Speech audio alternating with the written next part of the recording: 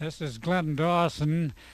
It's October 1997, but looking at these pictures that were made in 1932 on what is now called the movie slope right near Harwood Lodge on Mount San Antonio area.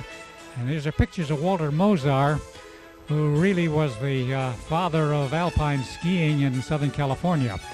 Walter was a Austrian who came over to study at the University of Michigan. He had an MD and a PhD, but never practiced medicine. His great love was skiing and teaching skiing. I bought my first pair of skis from Sears Roebuck for pine skis for $1.98, and skied at Lake Arrowhead and Big Pines with. I was a student at UCLA, and Walter Mosauer was an instructor in the zoology department.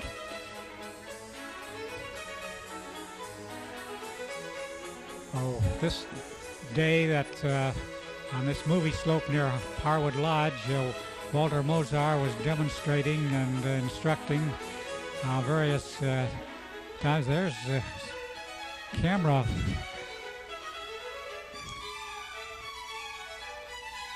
There's Christy.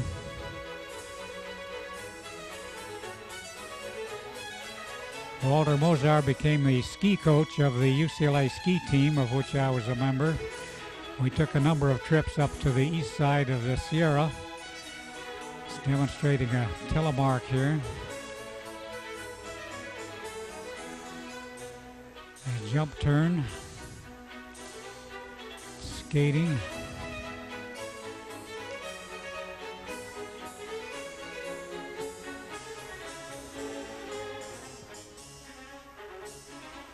I think Louis Turner is the second one in line.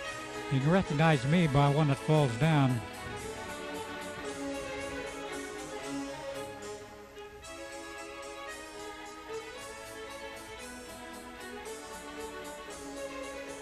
Here's Louis Turner. He's wearing a tie.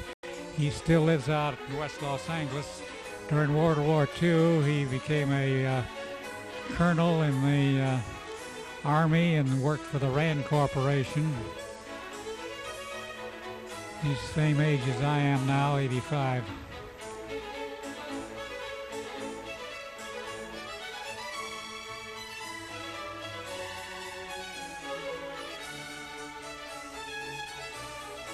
Louis Turner and I graduated from LA High together and then went through UCLA.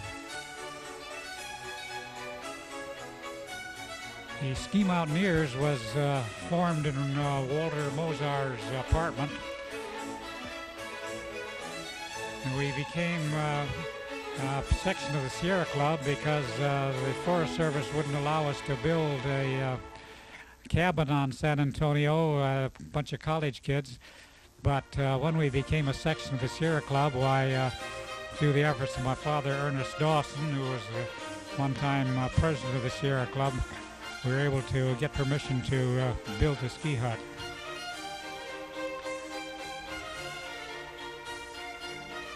We put it in the bylaws of the original Ski Mountaineers that if you earned a big badge, why, you had it for life. So I'm a eternal member of the Ski Mountaineers.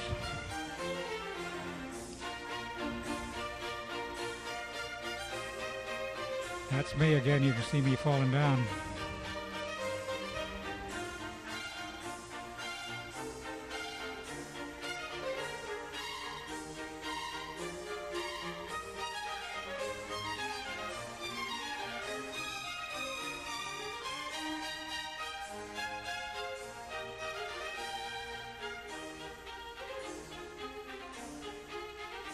Skiing originally in Southern California was ski jumping and cross-country racing, and the jumpers were usually Norwegians.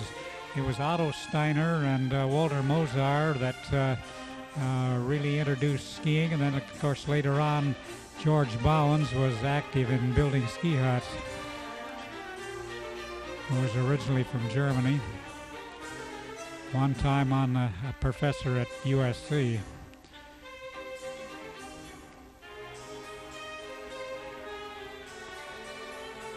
ski mountaineers got kind of scattered during World War II. A number of them went into the 10th Mountain Division. Chet Arrett and Bob Britton had classes in ski mountaineering at Belmont High School, and the idea was to do some teaching, but also was to recruit men for the 10th Mountain Division. It started off at Camp Hale, and then were detached units all over the place. I did a little bit of teaching of skiing at Camp Hale up at Tennessee Pass, but then I was sent off to West Virginia to Seneca Rocks, where I was supposed to do teaching of rock climbing, but then everything closed down and we went overseas to Italy. When we went to Italy, they took away our ski equipment and our sleeping bags and gave us ordinary equipment.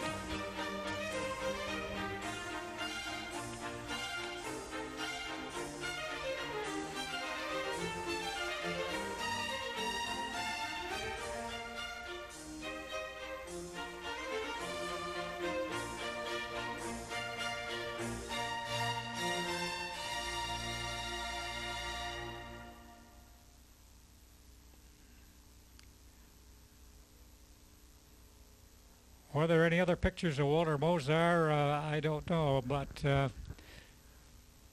there's Louis Turner with the tie again.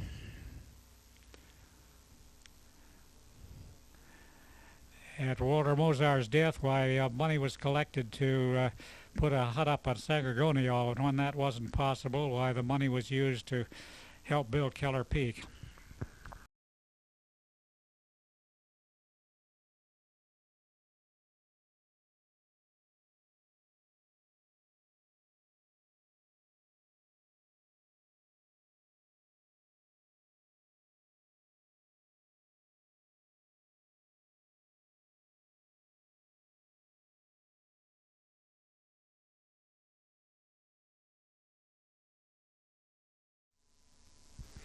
Welcome to the world of California ski mountaineering.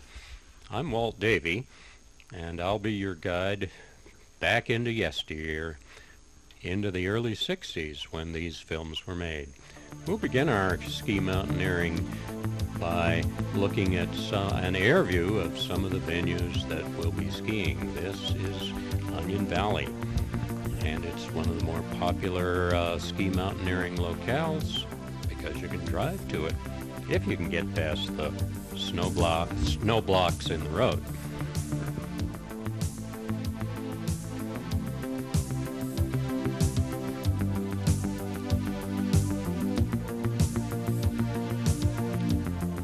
Big white world out there, in addition to the ski resorts with which you may be familiar. That is any number of places to go in the Sierras.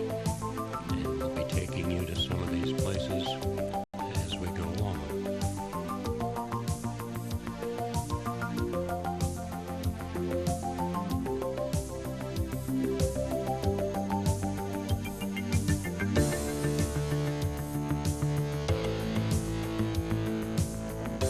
This is up near Bridgeport.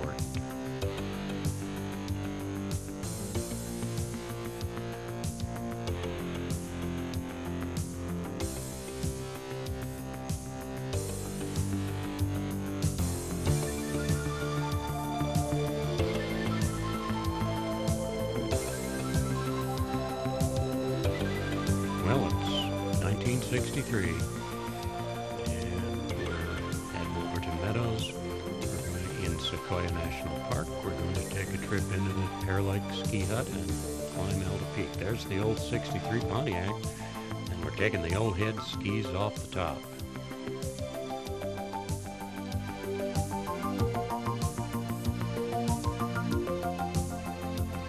Maybe you'll notice the bindings. They're all cable bindings.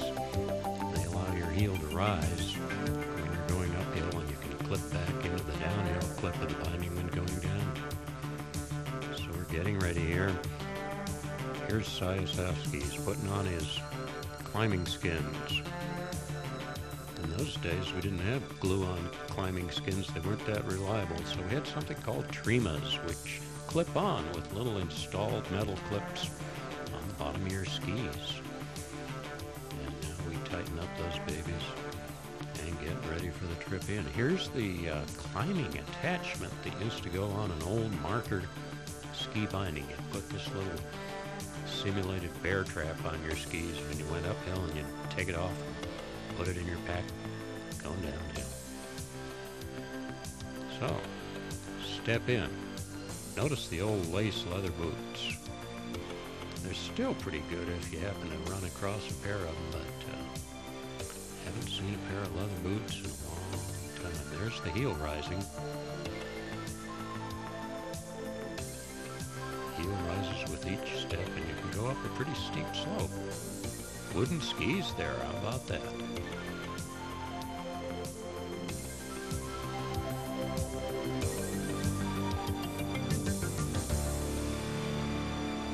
Here's Bill Healy and Rich Janegi hitting a little manzanita there on the lower slopes above Wolverton Meadow. Here we are coming up through Heather Gap.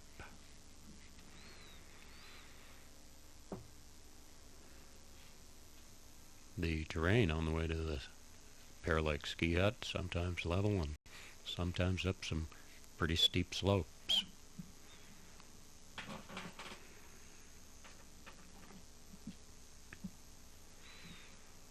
On this particular trip we had some lovely powder snow.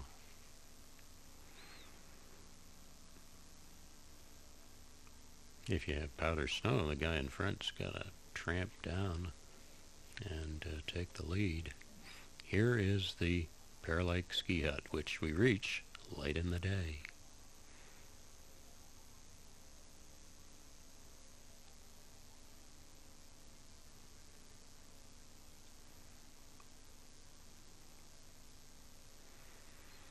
And here a little party inside the ski hut, and you had to carry your own beer and your carnation powdered milk and the ever-present Boda bag. Tastes like a lamb chop when you have that wine from the true Spanish goat skin. Next morning, on up Alta Peak.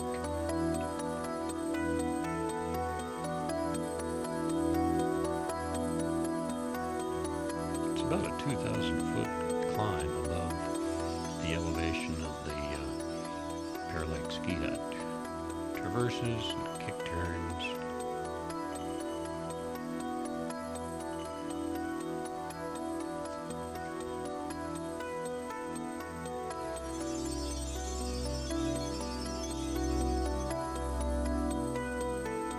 And up toward the summit it gets pretty steep. Gotta dig in with those climbing skins.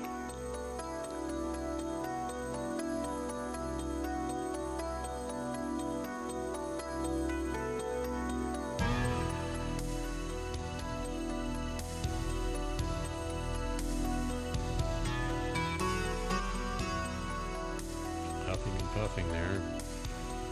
You'll notice that the day rigger costume here is mostly World War II Army surplus.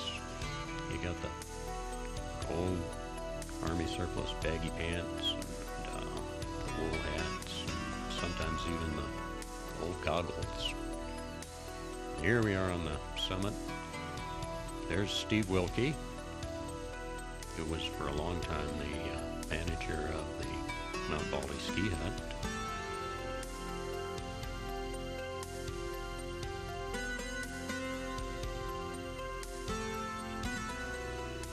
And we have a view to the southeast of the interior range of the Sierras. There's George Wendt having a lunch. Hey, we got quite a group up here. Now we take the climbing skins off the skis. Dry them out because you got to carry them down in your pack. Here's a pair of strap-on skins.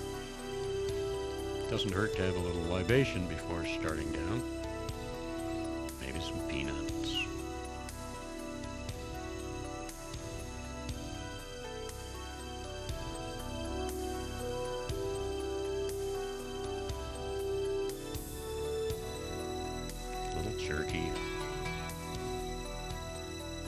nice sunny day. There's your World War II goggles.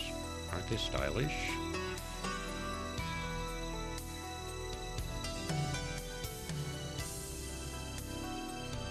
And now panoramic view from the southeast to the east of the view from Elder Peak into the Sierras. All covered with that nice white stuff.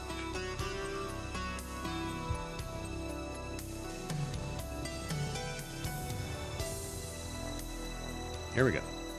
First down the slopes. How is it?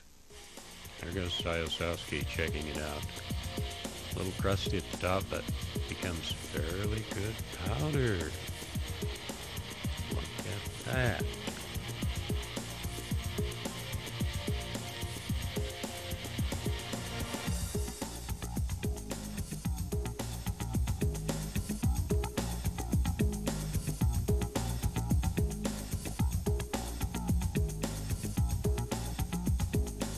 Long run down. That's why you do it.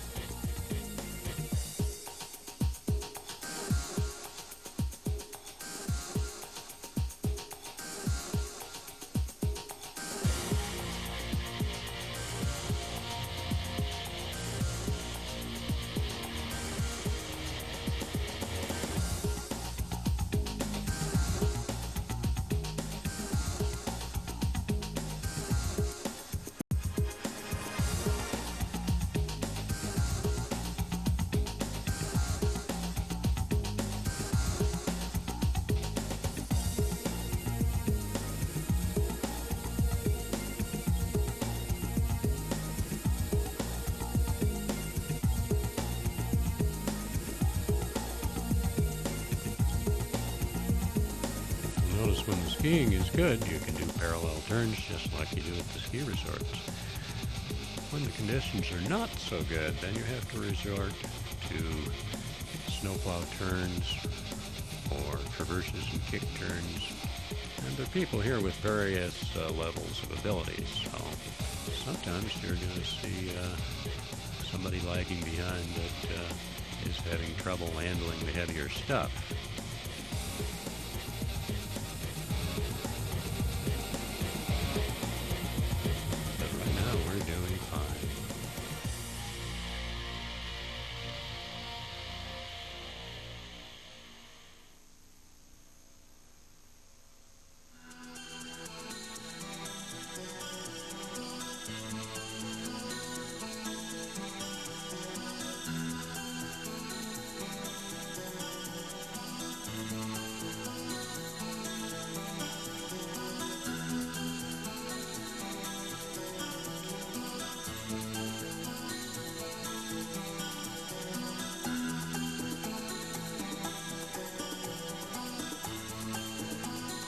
Back in the afternoon, again to the fairlight cut as the shadows fall and the powder's deep.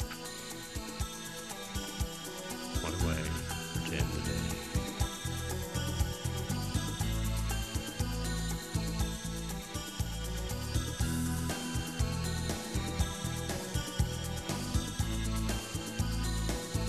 And then as we leave the fairlight cut, there's a lot of downhill. Work your way through the trees. Here's our old pal Leo Feingold. There's Barbara Lilly. Steve Wilkie. Notice the big baskets on those folds. George Wendt.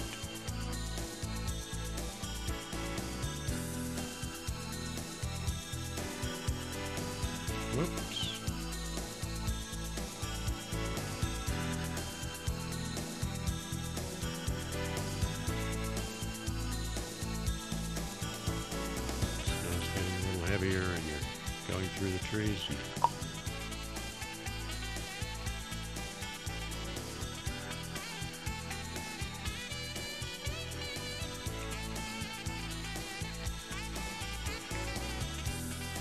This is another tour. This is on our way up San Gorgonio in the Southern California mountains. We just passed Dry Lake, having made camp there, and we're on our way up to the summit of San Gorgonio. There's Bert turning. There's Jen turning.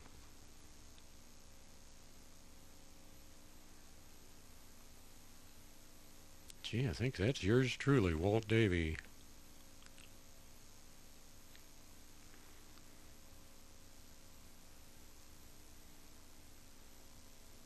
And we'll see what the day and the snow conditions will bring. There's the big draw on face of San Gorgonio.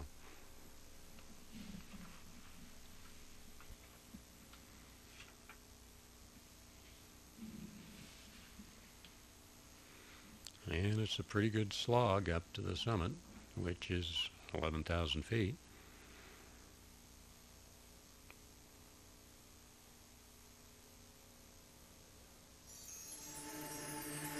And on the way down, it's classical breakable crust falling off in slabs. Not your best ski condition right here. That's why we're walking it out. Look at the stuff slide. Dinner plate size slabs. Further down the slopes, conditions get better for skiing, and we get a good run down the big draw at San Gorgonio.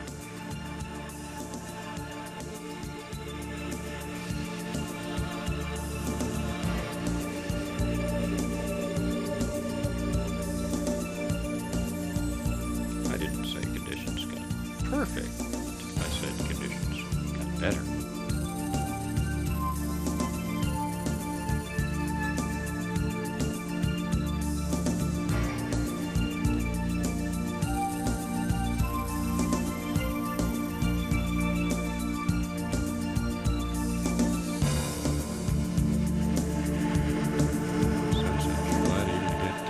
Consistency of mashed potatoes. I'd say it's colder mashed potatoes.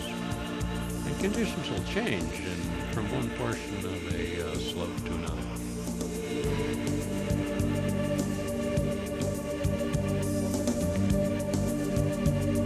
Further on down, we're really cooking here.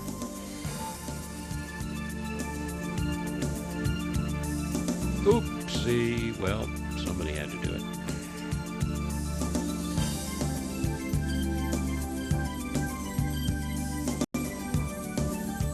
There's Walt Davie.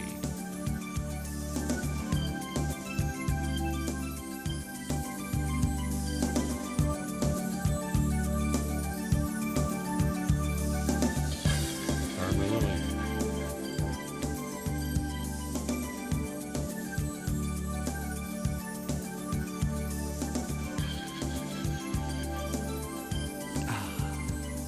Refreshing.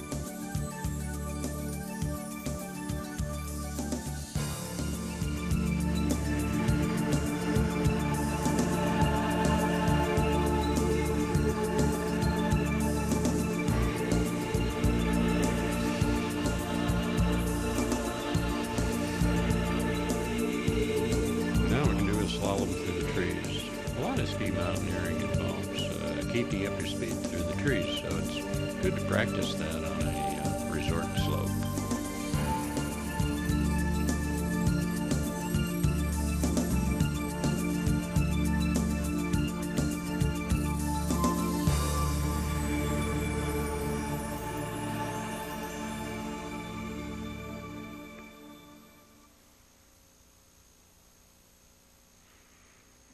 Conserve momentum and keep moving, and watch out for the gravel spots, and step across the streams, and hey, you're on your way to be a ski mountaineer. Sorry about the traffic there.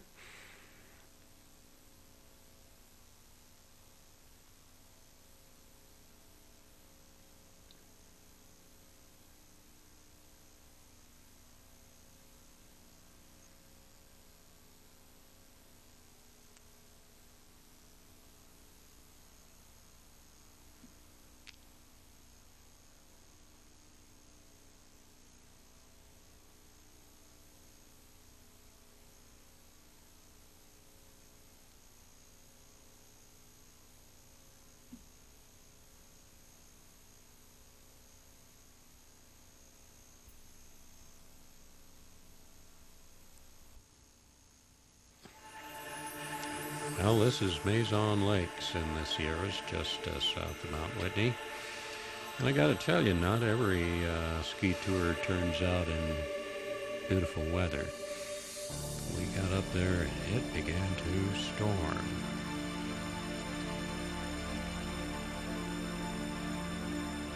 Of course, storm brings in some new powder snow, but we decided to be discretionary and turn around and do an exodus from this particular tour.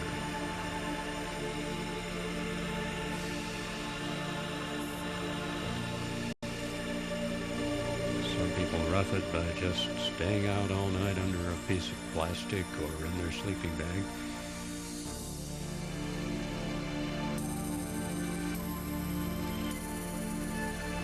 And the snow's coming down pretty good. Better check the map and see where we are and where we're going. These are emergency plastic tube tents, which often come in handy. Things are getting a little wet around here. We ran over the fire and a little near it to make breakfast. And now the group is on their way out.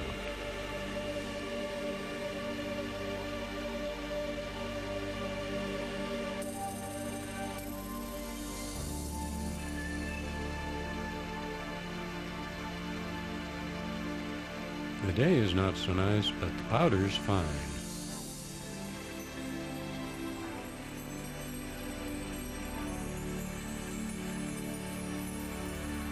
Some people have a little trouble with that. Sometimes it clogs up on your end of your big ski pole baskets and you feel like you have about a 3-pound weight out there.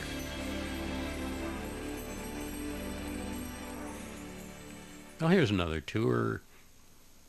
The sky is bright and the sun is out, and we're going to show you a few things about how to camp out in the snow. This is old technology, I might add, but we'd carry air mattresses. But one thing you could do with your air mattress is make water. It's got that dark surface. It's hard to get water because it's under the snow. So one way of getting it is to pile the snow on your air mattress and collect the drippings off the end. I hope you haven't used a lot of hair oil while you were sleeping on your air mattress. Another way to get water is dip it from a nearby stream. This can sometimes be a little difficult getting access. Sometimes it's a little difficulty getting back from the stream. Ooh. This is what you call post-holing. Notice the fashionable Army surplus gear. Cutting a little downed wood. And we build a fire on the snow by making a log platform first and then making the fire. This was allowed back in the 60s. Nowadays, there's a lot of places where they don't let you build campfires. The cuisine in those days, a real gourmet dinner, was that steak you packed in and cooked over the open fire. None of this power bars and granola stuff for us.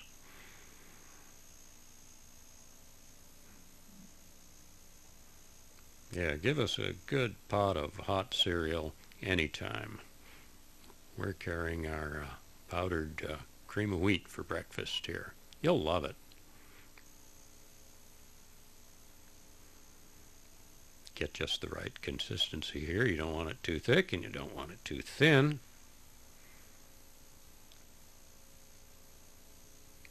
But there's a fumarole, and when you think you're in Yellowstone Park with the mud pots boiling up and bubbling, then the stuff is ready to eat. Just relaxing with my World War II goggles. Here's Steve Wilkie booting up. Again, it took a lot of lacing on those old leather boots.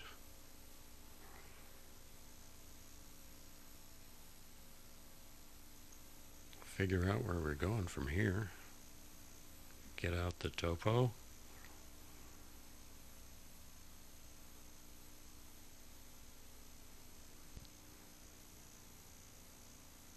Little munchy. I don't know what that is. I don't know that I'd chew on that anymore. Here's Anita. Bob Condon. Passing around something unidentifiable, but evidently it was pretty good.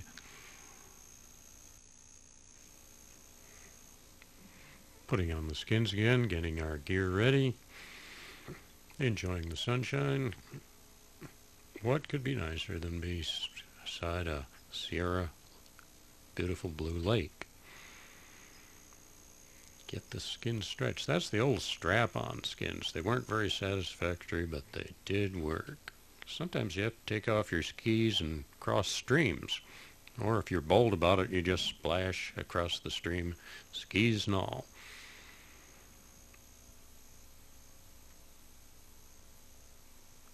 Now we're in the Twin Peaks area, Matterhorn, and we're going up the Twin Peaks Couloir, which gets steeper and steeper.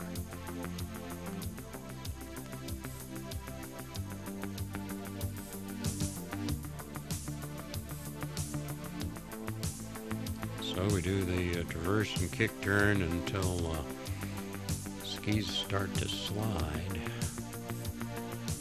and you can't go any further on skis. So we're going to take them off and kick some steps.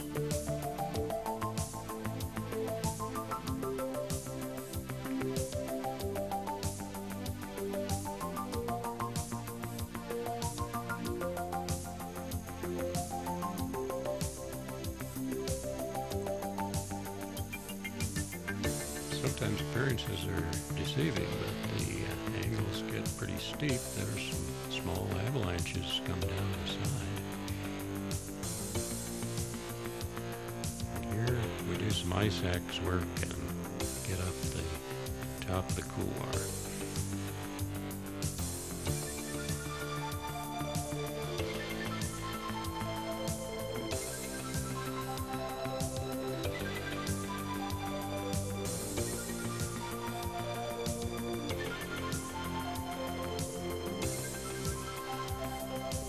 This cornice isn't a very big one, so we're able to go right past. Sometimes you have to chop your way through.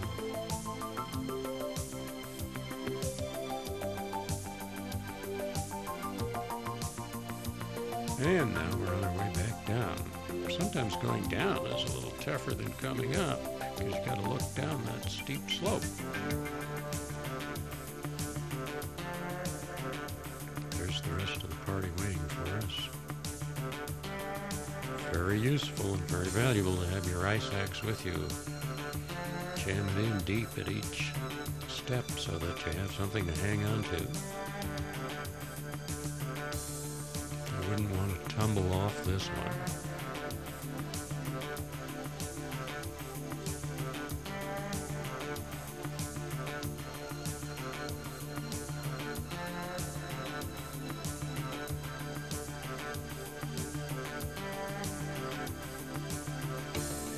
Kick, kick, kick in the previous steps.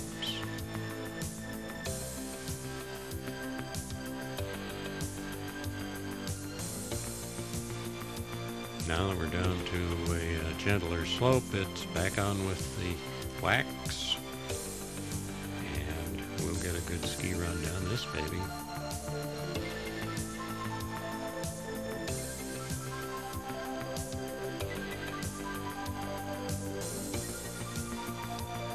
When conditions are a little marginal, a snowplow turn often does the trick.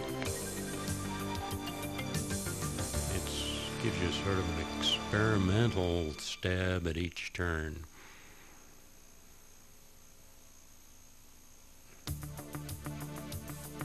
You can see we're loosening some of the crust and it's coming down with us.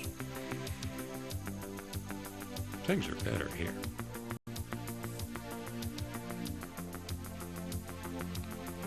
One of those long bicycle runs in the inner Sierra.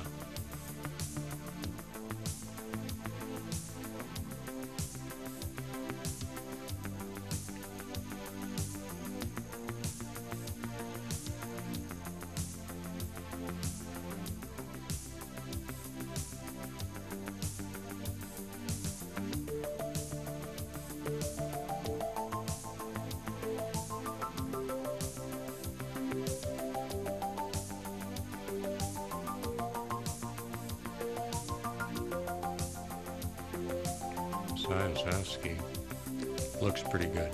Always does.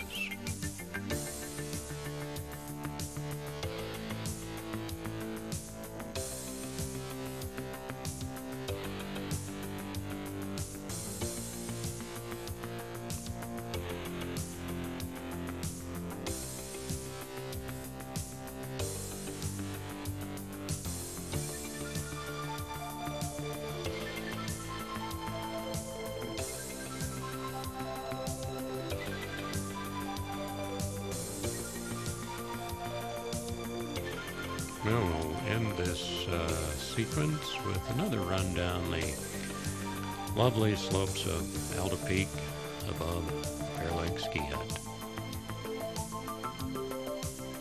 And the powder was fine.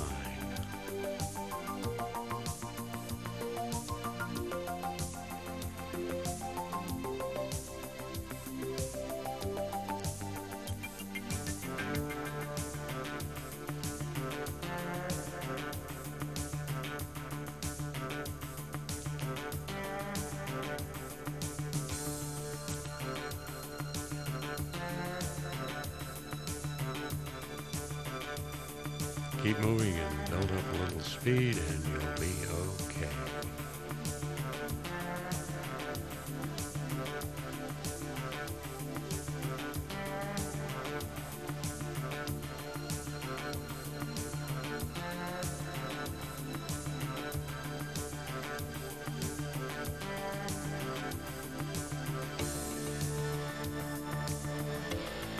Just like water skiing, lean back a little and make waves.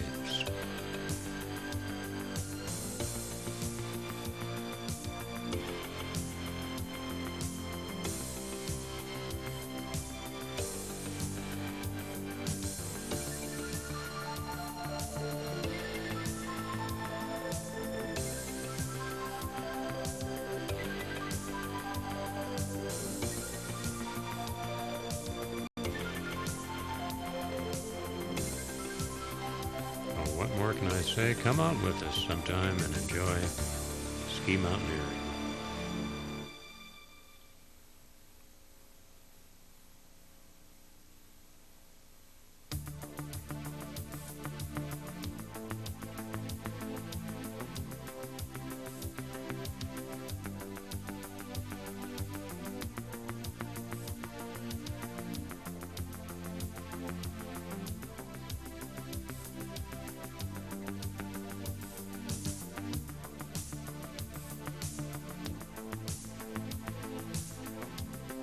And I'm glad you could be with us and hope you enjoyed our show.